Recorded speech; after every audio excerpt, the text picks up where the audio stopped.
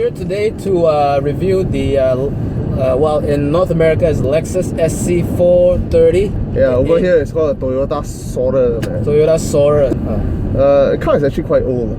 Okay. If I'm not mistaken, it was first launched in the early 2002 or 3, somewhere around there. It continued production for many years before eventually late 2000s when Lexus decided to take it over and continue producing. I don't think there's any changes with the car throughout the period, except I think Lexus used a 6-speed gearbox, as opposed to a 5-speed used by a Toyota. Right. But either way, you have a 4.3-litre V8 in the front. Sea of torque you're swimming in. That is massive for a coupe. Yeah, it is massive. Right? It's massive. I really like the interior. There's a lot of wood. Yeah. And there's fake a lot wood. Tan leather. This is real leather. Tan leather. Real leather. Tan real leather. Tan leather, real wood. It looks very prestigious. It feels very high end. It does. I mean, some girls are gonna go, this look like, you know, old rich guy. But I don't think so. I think it's very elegant. Yeah. And I think a young guy can pull this off. So yeah, we're in a Soarer. Yeah. So what kind of person would buy this car at this time? I don't know. We're in 2016. This car is 16 years old. Yeah. It was the flagship car for Lexus or Toyota. Lexus and Toyota, yeah. At that time, it was the statement car. Yeah, it was. You can feel the build quality is a statement car. It feels like a 5-year-old car. Yeah, it's tight. It's plush. Everything is well screwed together. It's so well screwed together. You can push on the dashboard. It doesn't move. You don't love it. You can. That's what Lexus does to their car. So who would buy this car? In 2006, don't know. Who would buy this car? To be honest, I don't know who would buy this car. I mean, if you go check muda.my, right now it goes from 66k to about 80. There is one for 120. I guess that's very mint condition. I suppose the guy probably never drove it. Probably showroom quality. I don't know. Still, it raised a very interesting question. Who would buy this car? I don't think anyone specific. There is no specific category of people who buy this car. I had a friend. He had another friend. He's doing very well financially. And I guess if you're doing very well financially, then why would you buy a 60 to 80,000 to 100,000 car? I think he bought it maybe in the mid 2000s. I think I know who would buy this car actually. If you're doing really well, you don't mind the insanely stupid road tax. You have 60 to 80,000 cash. You want a coupe. You want something slightly showy, right? But you're a little bit frugal with your money. Turn left. You're frugal with your money, and you don't want to spend too much on a car. This would be the car for you.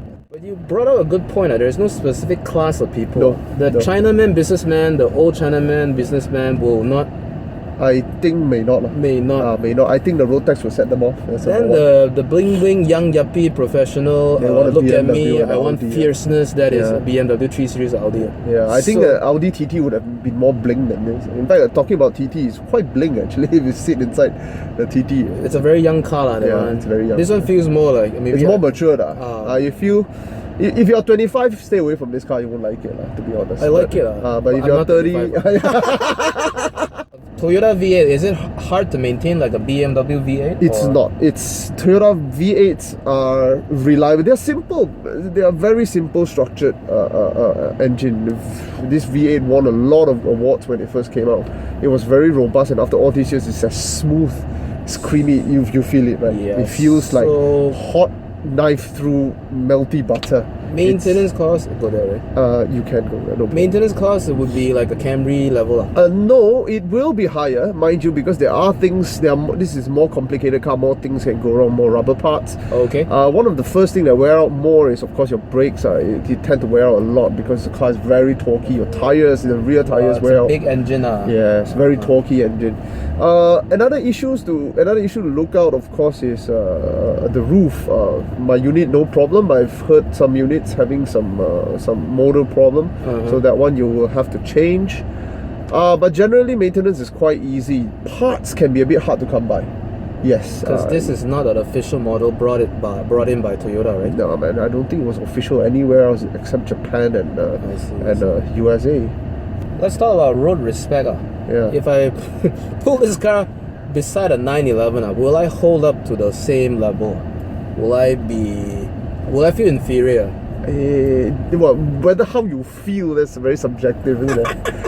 But you are inferior. You're driving this car. I mean, you can't be chasing a 911, not even a Boxster. But nonetheless, at the end of the day, is where you enjoy this car. It slips away from you. It's just it makes you forget that you're driving. Yeah, it makes you forget that you are actually working at doing something. It's just that easy to drive. Yeah. So the most important thing about the ownership of this car is this part. Well, I put it in the P already, and here it comes. It's a little bit slower. A lot of modern Boxster, Porsche soft tops, they go down in about 20 seconds, 18 seconds. This is a little bit slower, 20 over. Okay. But the ownership of this car, this is top-down driving. Yes, top-down driving. So it's just amazing.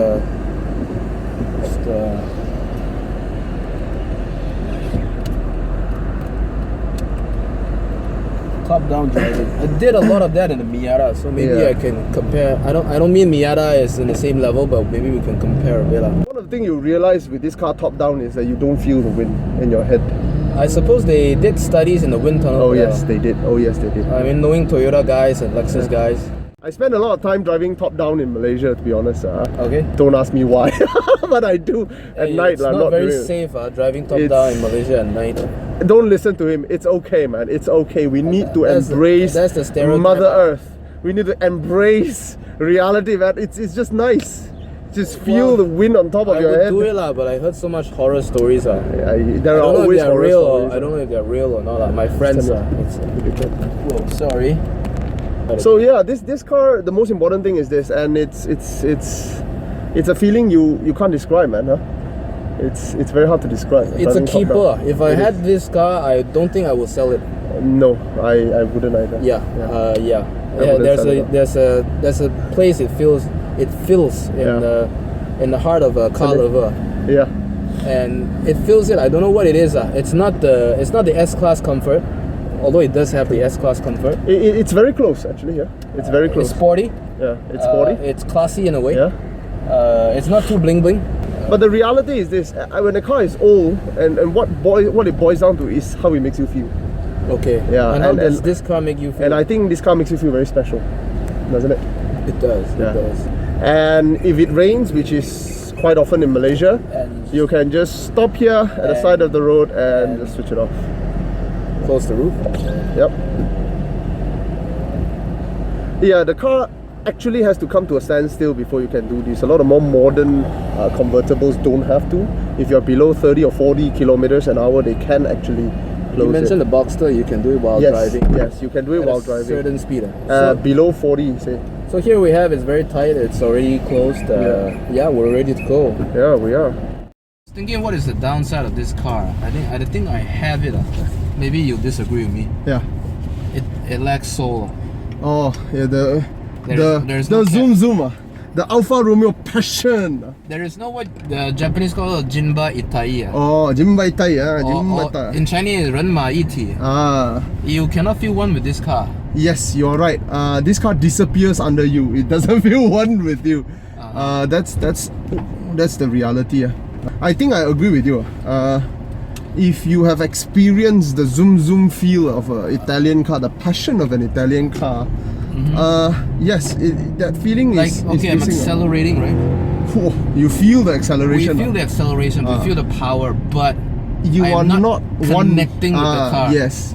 There is my nerves are not connected to the tarmac. Correct. As you say. You can't even feel the vibration on your steering. It's yeah. They insulated the sound. It's so insulated. They insulated the vibration. Yep. They made the ride very comfortable. Yep. So you don't feel the pebble on the road. You don't. Yeah. And I think the antithesis of this is the Italian. The Italian. What do you call it? The soul, the passion. The passion, the Latin Italian thing, where you feel every pebble on the road. You feel the sensitivity of the handling. It's very tight. The vibration, you feel it as you accelerate. It vibrates more, and the feel on the steering is very tight. And the sound is very suppressed in this car. They try to cover it so that you cannot hear it. Yeah, it's like you have an earmuff over your ears. So it's not bad. I don't think it's bad. It's just a different animal compared to the Alfa Romeo monster Italian It's very different. Even Maseratis have this growl to it. Yeah.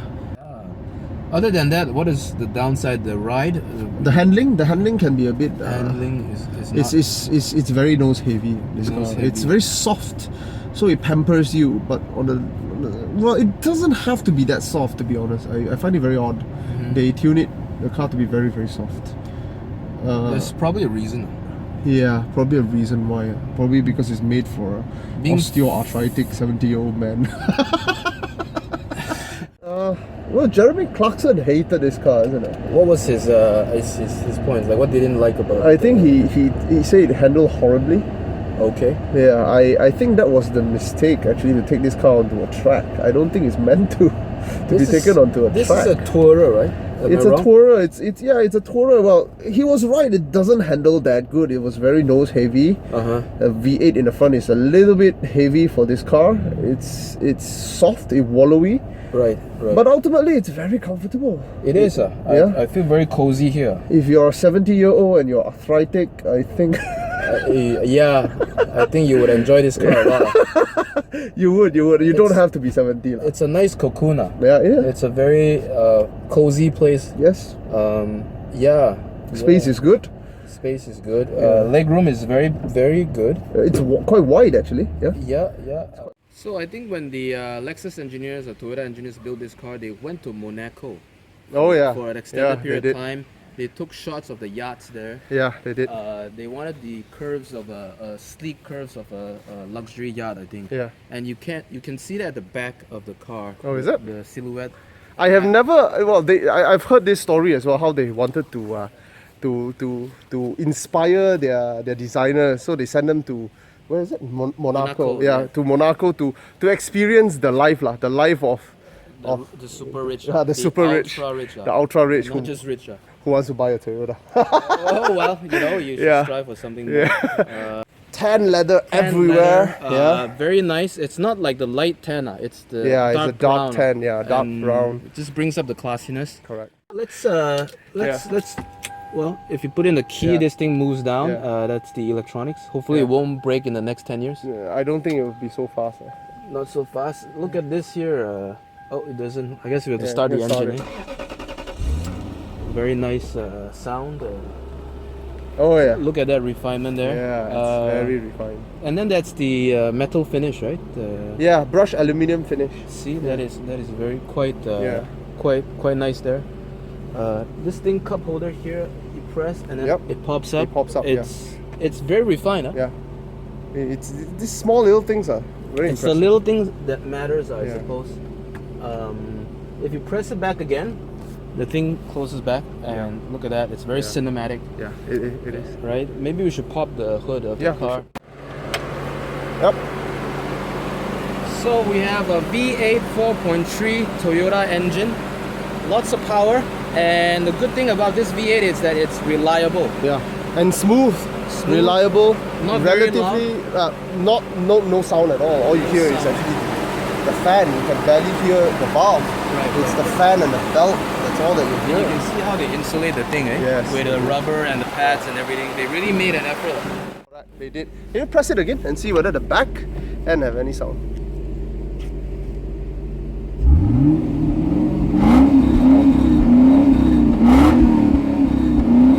Yeah, there is a hint of aggressive V8 underneath, but it's very suppressed. It's very, very suppressed. I suppose if you have a V8, you shouldn't do that. I suppose, and I think we can do something about that, isn't it? I guess the word for it is refinement. Yeah. Right? Yeah. It's not vulgar. It's not. It has all the. I mean, it has an engine that can be vulgar, but it's not. Yeah, I mean the front is also very wide for a coupe. It's based on an E-Class. I mean, well, not an E-Class, an E-Class equivalent, which is the GS. Yes, the Lexus GS, the platform of the GS. I see. So yeah, so it's a nice car, man. A nice car.